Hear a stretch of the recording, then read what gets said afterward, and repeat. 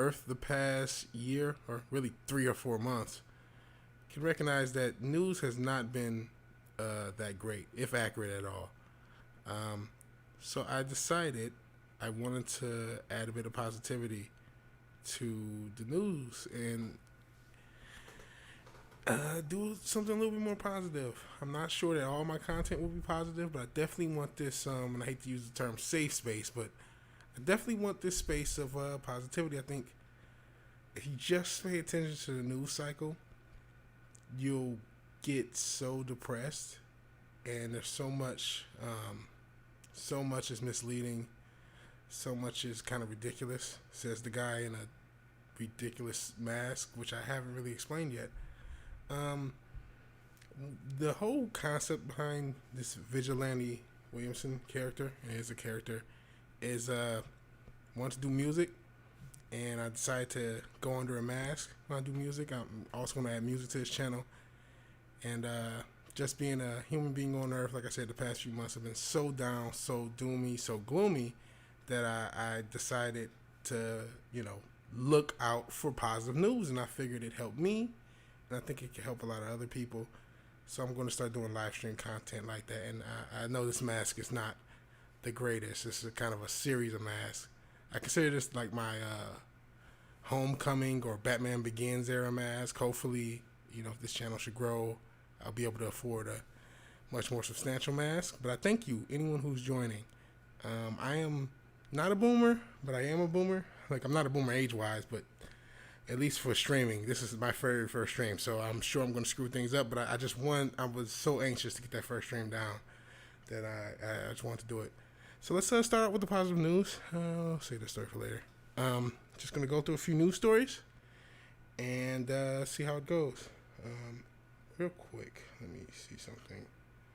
Hopefully this doesn't show up on, oh shit. Got to see my background. I'm fucking the whole game up like a damn boomer. Let me just do this. Hold on. Sorry, being a boomer on a live stream. Just need to go into my YouTube to see how everything is, and then I'll get into the news. So, like I said, first stream, a little bit boomerish. Hopefully it's even live. That's kind of what I'm checking to see if I'm live. And I don't think I am. Let's see, I am live. Yeah, fucking live. How about that? How about that? Okay, so since I am live, I'm going to start doing the news. So let me get my boomer situation right. Alrighty. So yeah, it's a weird dude in a mask reading positive news. That's basically the long and short of this show. It's pretty late in the morning, or early in the morning, I should say, 3:14 a.m. The plan is to do this around 11 p.m. going forward, but I just was really anxious and trying to get everything set up, so I just figured I'd start tonight. So I'm going to do 5 positive news stories. I'm going to work hard to make sure everything is unpolitical as possible. I think everything is politicized now, and I think like most people are getting tired of that and just want to something positive, something to cheer you up before, depending on when you listen to this. If it's late at night, for those in the States, because it's 3:14 a.m. local time, Eastern Standard Time. So for those in the States, something at night to, kind of go to sleep to or wake up to in the morning, and, whatever time of the day, you can listen. So let's start with some positive news, and you can see the headline. They will change lives. The micro houses tackling homelessness in Cambridge, or Cambridge, I should say. And hopefully this is, I know a lot of people are struggling right now, and I know homelessness, unfortunately, is probably going to rise given all the economic conditions. So this is a solution that, potentially can help a lot of people. So let's read about it. In the shadows of its famous university, people are living rough in Cambridge. A new housing project aims to address that. An affordable housing project delayed by coronavirus will launch next week, providing secure accommodation to rough sleepers in Cambridge, where the high cost of living has pushed people onto the street. The development comprises 6 microhomes, which have been installed on land beginning Oh, la. 6 microhomes which have been installed on land belonging to a local church.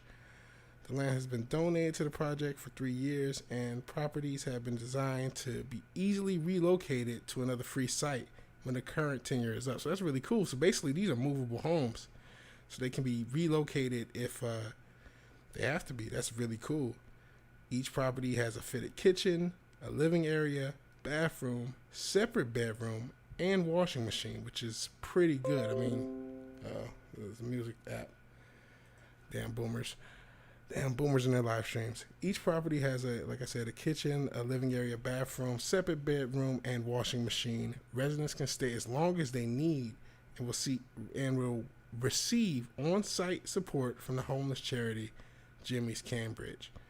When the units are moved to another location, residents will have the choice of continuing to live in them or moving to a permanent accommodation if they are able to do so. I have the rolling cloud, as you can see. All right. The initiative has been led by charity, and because I have a mask on with mesh, I can barely fucking read that. Leah. Let's look at this. Amplify impact. So I guess, they've helped this many businesses, this many jobs. So that's a bit of a tangent, but this is the charity that's doing this, Aaliyah.org. Hopefully I'm pronouncing that correctly. Okay. Let me see. Like I said, the initiative has been led by the charity Aaliyah, which supports development projects with a positive impact in partnership with Jimmy's and the New Meaning Foundation, an ethical construction social enterprise. So, okay, ethical construction social enterprise. I'm not sure what a social enterprise, that never really heard that phrase, so I'm not exactly sure what they mean by that. But I guess the whole point is ethical construction. So I guess this company or this charity, this New Meaning Foundation, this is basically what they do is projects like this. I haven't familiarized myself with every single thing about these stories, but I just wanted to read a few positive news stories. Let me see what's else in this article, because I mean, you guys can go read the article if you like. I guess I could always link it. I'm not actually, I don't know if YouTube will let you link it. I don't know. Let me see. Oof. So I guess just skipping down. A 2018 report for Center for Cities and for Yank. That's misspelled, but I know that's how you spell it in England. Okay. 2018 report by Center for Cities, which is a think tank, declared that Cambridge is the most unequal city in the UK. In the shadow of its famous university, many people are living rough due partly to a lack of affordable housing. And that's kind of a sad thing. And that's actually common in the States, too. A lot of college cities have a lot of rough areas, and it's really unfortunate. Really, really unfortunate. But it's really cool that this organization is coming up with these micro homes. And they're well accommodated, as I read in the article. Let me go back to it. Yeah.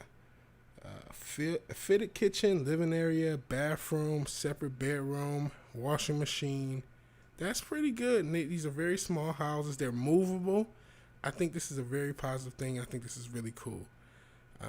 So shout out to Aaliyah and what were the other organizations?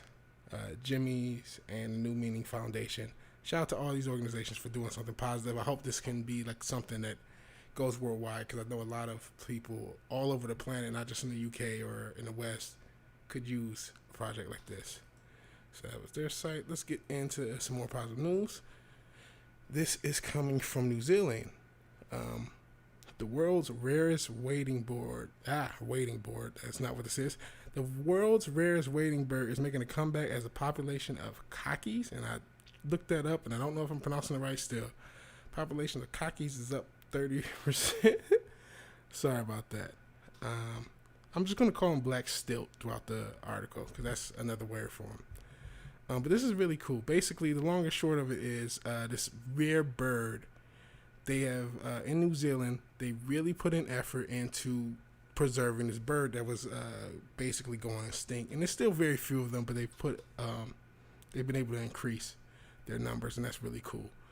So, a decades-long fight to recover the world's rarest wading bird. Blah. That's what you get for your first episode.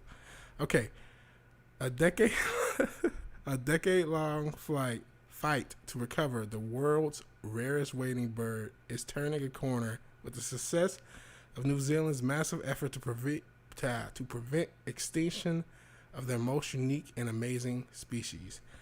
The 40-year program to protect the black stilt is paying off with a record number of adult cocky now living in the wild. Thanks. I'm sorry, that word. I gotta remember just calling black stilt or else I'll laugh. Sorry, I'm so immature. Thanks to ongoing work of the New Zealand Department of Conservation's cocky recovery program, the adult black stilt has increased 30% to 169, the largest increase in nearly 40 years. The black stilt is the man versus wild of the wading bird world. After all, its friends have left New Zealand's southern Alps for the winter.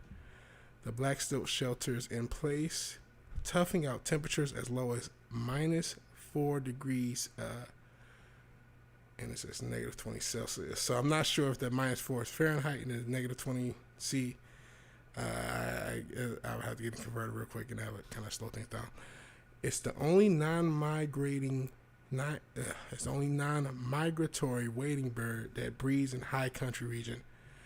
The Global Wildlife Conservation funded the majority of the expanding housing that allowed the DLC to double the number of birds that they've been able to hatch and house as part of the successful breeding and reintroduction program. Okay, let's do. Okay, just want to see. Cause I actually doing a little bit more research for this. I looked at a video from about a year ago, and they were basically unleashing the birds because they breed them in captivity and then they have to release them in the wild, and so that's why I call it a breeding and reintroduction program. It's 2 steps, and not sure if everyone knows this, but introducing animals back into the wild can be a challenge because if they live in captivity, they get used to captivity, they get used to humans, and then introducing them to the wild where they have to fend for themselves can cause challenges. So I know that's a process. But back to the article. Okay, where was I? Okay, this includes a new brooder room for hand rearing chicks and a new aviary for juvenile black stilts, which could mean up to 60 extra birds released into the wild every year. And I have a video below, which, let me see. This is actually maybe the video I was talking about. I'll check it out when we get down there. So where were we? See the video below? Okay. New Zealand's commitment to turn the tide on the decline of extinction of native species showed a leadership in biodiversity conservation, says Wes Seacrest, GWC Chief Scientist and CEO. Kaki are found only in New Zealand, where the Maori regard the bird as a Taonga species or a living treasure. The adult birds have distinct black plumage, long pink-red legs. In addition to predation, oh boy, Lord. In addition to predation, they face habitat destruction and disturbance in the South Island's Mackenzie Basin.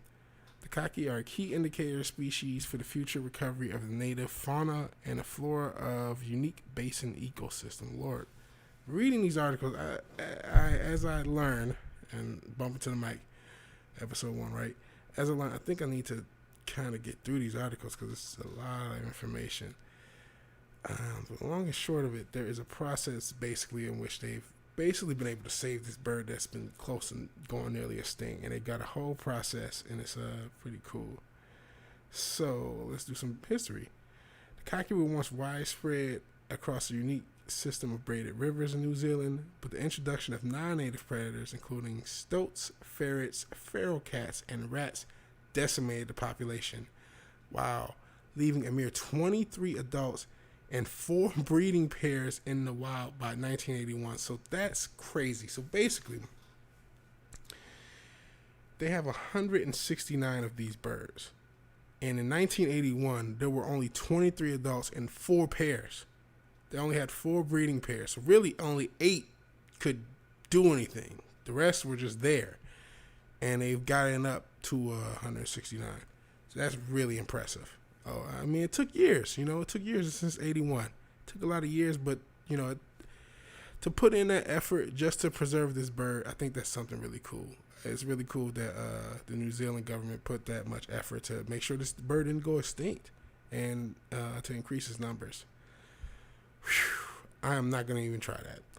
But that's project, which the GWC also supports, is helping ensure the birds are a part of the conservation breeding program and have a safer environment to be released into. This large-scale conservation project aims to restore the iconic landscapes and threatened species of the Upper Mackenzie Basin and Iraqi Mount Cook National Park.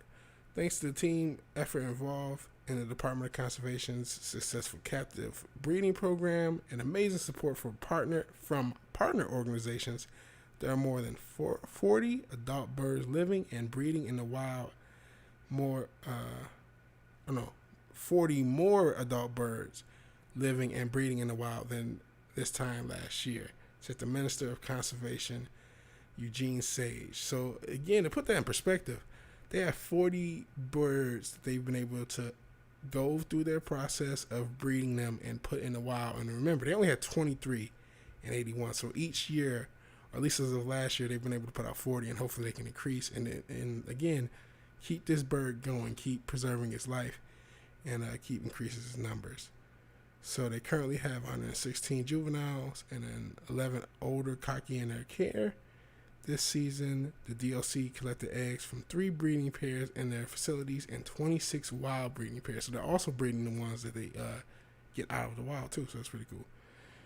And they artificially incubated the cocky and raised the young chicks, oh Lord, who were held over winter and released into the wild at 9 months of age. Okay, that's pretty young. But I'm not sure that their lifespan, so I don't know how young relative to the bird. Okay. With these impressive efforts, we hope to see the cocky join the ranks of species that have been successfully brought from the brink of extinction, including the black-footed ferret, the California condor, the gold lion tamarins, Seacrest said. We are proud to support the conservation of not only cocky, but their incredible home in the Upper Mackenzie Basin and that word, Mount Cook National Park. So let's take a look at the video. We're here at the Kaki Captive Breeding Centre here in Twizel, and this is our brand new brooder room. Everybody here loves working in this new brooder room. It's a joy to work in. So these are our youngest chicks. The youngest one is 6 days old and the oldest one's 9 days old. They're soft and fluffy, but there's just legs and wings everywhere. Every day we need to weigh them to check their progress. Sorry. We're collecting so many eggs from the wild pairs now that we needed more capacity to rear the number of chicks that were hatching from those eggs. This is the process. So the new brooder room has doubled our hand rearing capacity. So we used to have 8 individual brooder units and we've now got 16. There are 35 chicks in our hand rearing unit at the moment, and we have 115 in total throughout the aviaries and This is basically rereading the article I just said. So the brooder is not funded by the Global Wildlife Conservation.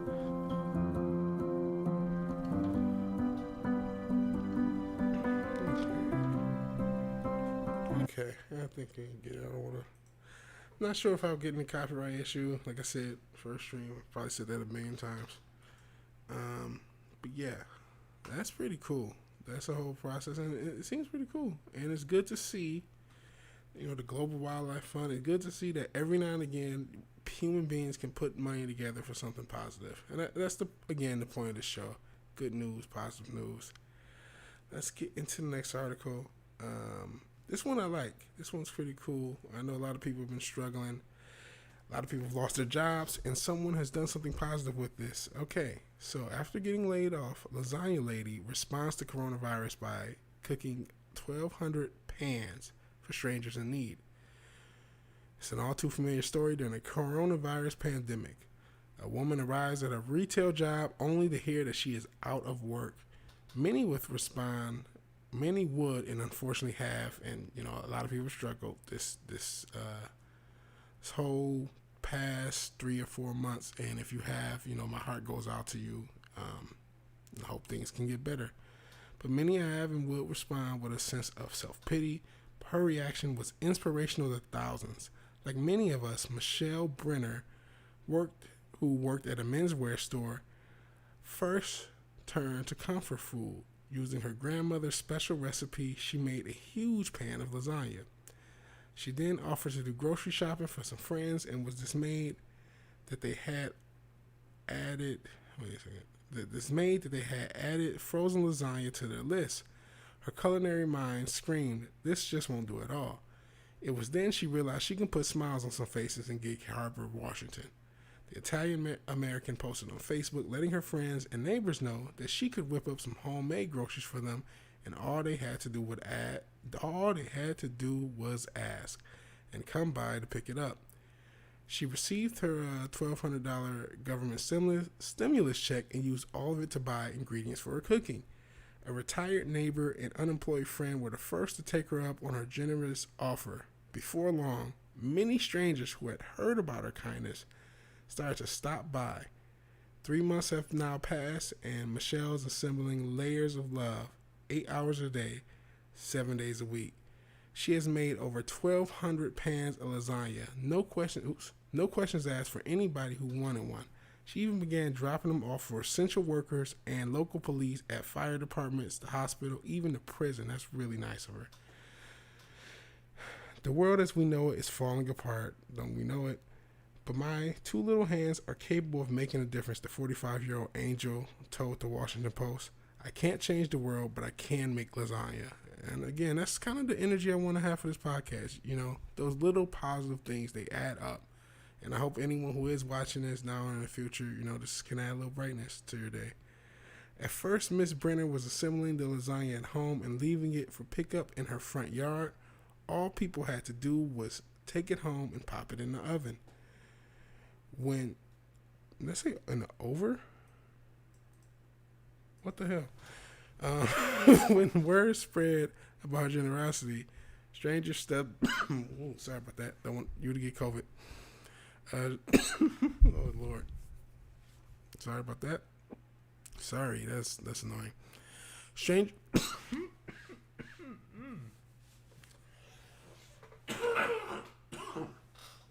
See, luckily I have this face mask on to protect you from COVID over the internet. All right. When word spread about her generosity, strangers stepped up to support the unique philanthropy. The Gig Harbor Sportsman Club offered the use of their huge clubhouse kitchen. We saw what a great thing she was doing, and we have this nice commercial kitchen that wasn't being used because of COVID. Leigh Rodenberg, I'm not sure if that's French, the club's president told the Post, I can tell you that she takes extra care with each one of those lasagnas. He actually said everyone. In order to scale up her operation, she set up a fundraiser on Facebook to support her work. And it's actually right here. Let's see how it's doing. I don't have a Facebook. Don't have any social media right now. Then, depending on what happens to the channel, if it actually becomes successful enough to warrant her social media, I'll get one. But here's her thing.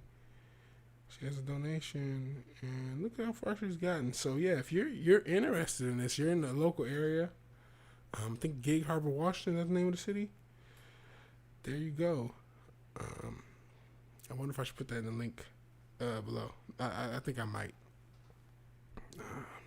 Let me see what is going on with the chat. Or if there is any chat to even go on.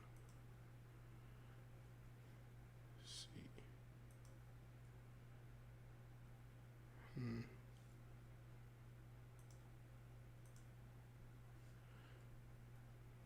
Sorry about that.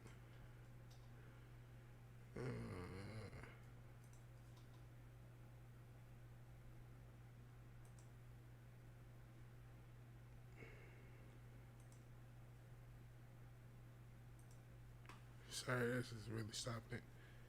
Just trying to see the chat. No one's in the chat. No one's watching me. Oh well, That's how you start. You got to start somewhere. It's probably best no one's watching me so I can get through this episode, kind of make my mistakes, and get better. That's all you can do is get better. So, pretty awesome. Okay, so where were I? Okay, so the scale up per operation set up the fundraiser on Facebook, which I just showed. In order to support her work before long, she had raised $22,000, mostly from strangers on Facebook from all corners of the world. She said this will enable her to continue cooking for several months. Michelle expects she'll get back to work at some point, but during the summer. But even when that happens, she will continue to make her delicious pasta dishes from her grandmother's recipe. And she says she could easily continue for the rest of her life. One lasagna at a time, we're going to get through this, she told King 5 News. So that's pretty cool. Pretty cool. Shout out to you, Michelle Brenner. I want to get the last name right, Brenner. Shout out to you, Michelle Brenner. Shout out to your fundraiser. This leg of it, because it said that she had already raised $22,000, but this leg, she has $1,400. So if that's something you want to support, find her on Facebook. Michelle Brenner is her name. And you can donate and you can help that out. That's pretty cool. So yeah. So let's keep going. Just a couple more stories I wanted to get into, and then I'm going to wrap up my first episode. And this one is pretty cool as well. Hero Park Ranger carries dehydrated dog to a safety down a treacherous mountain trail. So this is cool. Somebody saved the dog. We all love dogs, right? Not all heroes wear capes. Some wear shitty masks like me. And some wear hiking boots and work in America's national parks. The temperature was rising to 90 degrees on Tuesday in the mountainous hills of Delaware Water Gap National Recreational Area when Lexi Daniel and her friends witnessed a heroic act of kindness to save a dog's life. Lexi and her fellow hikers encountered a man whose dog was severely overheated. Even though they donated water, the group was afraid it wouldn't be enough to sustain the pup after seeing how much the dog was already struggling. The owner brought along a huge jug, but no amount of water seemed to be helping, Lexi told GNN, the Good News Network. Too tired to carry the dog himself, Lexi said the loving owner called the park rangers ASAP and reported the location on Mount Tammany. Supervisory Park Ranger Chris Salapik soon found them on the trail. Chris then lifted the huge dog onto his shoulders and began carrying him down the mountain. And that is not a small dog. Poor dog. And he got him up there and said it was a long distance, a couple miles down an incredibly rocky path, says Lexi. That's really difficult. When they reached the stream, Chris laid him in the water as he knelt beside him and poured water on him. Shouldn't be on all, but look at the dog. I just feel bad for him. I'm glad he's okay now. Holy smokes. The ranger picked him back up over his shoulder and all the way back down to the street. He must have been on his shoulders for about an hour. It was a long way down, Lexi said via text message. Lexi's cousin, Tori Matola, said the owner hiked down ahead of the ranger, so once he got down the mountain, he had the car ready to take him straight to the vet. The dog was looking a little better by the time he got to the car and picking up his head. When she got home, Lexi, a pediatric nurse from Hackettstown, New Jersey, posted the good deed on Facebook, and it went viral with 35,000 people sharing the post and admiration for the ranger. This is a hero, Lexi wrote. We're so lucky to have rangers like this who put even animals before themselves. This ranger deserves insane recognition and a standing ovation for his bravery, selflessness, and strength. And I agree. That was very nice for him to make sure he saved that dog, especially given how long of a path that was and how hot everyone was and that he, stood up and saved the dog's life. That was really cool. Lexi updated her post by saying the ranger has been in touch with the owner of the pup, who said the patient is doing fine and making a full recovery. That's great to hear. Thanks to this ranger and other officers like him, we can feel a little safer for our loved ones, even our pups. Now, that is a great story. That is what this is all about. So shout out to you. Did they give the ranger's name? Yeah, Chris Salapik. Shout out to you, Chris Lapik. You really did a nice thing. Did not give the dog's name, I don't think. And if I'm correct, Lexi Daniel is only just an observer who posted on Facebook. But shout out to Chris Salapik, or Salapek. I'm sorry for messing up your name, Chris. You did a really great thing by helping this dog out. We all love animals. We all love dogs. I know that must have been a tough thing, for the owner to, be struggling. It looks like he had water and it still wasn't helping. So that's great. So, almost done with this episode. Going to wrap it up with a short story, and keeping it also animal related. Feeding bees and green economy. That's a whole. Actually, I think there's a few different articles. I'm only going to read this bee article. And before I do, just a quick aside. I'm not sure if people know about the bees crisis, but we do have a crisis with bees across the world. There's not quite enough of them, and we need them. So anything positive with bees is definitely a good thing, not just for, honey and simple things, but for the global ecosystem. A lot of people do not realize how important really every creature, but especially bees, are to the ecosystem of the world. All right, a pair of English pig farmers fed 1 million bees. A supermarket got, oh Lord, that's a bit much. Let's just go to the one thing. Like I said, with these positive news things, these positive news stories, what they consider positive may just be either weird or not necessarily bad, but I don't know if everything is strictly a positive news story. So I want to keep everything positive, kind of light, and kind of simple. So, farmer fed 1 million bees. 2 pig farmers from Suffolk have fed 1 million bees by planting wildflowers on their land, a bee survey has confirmed.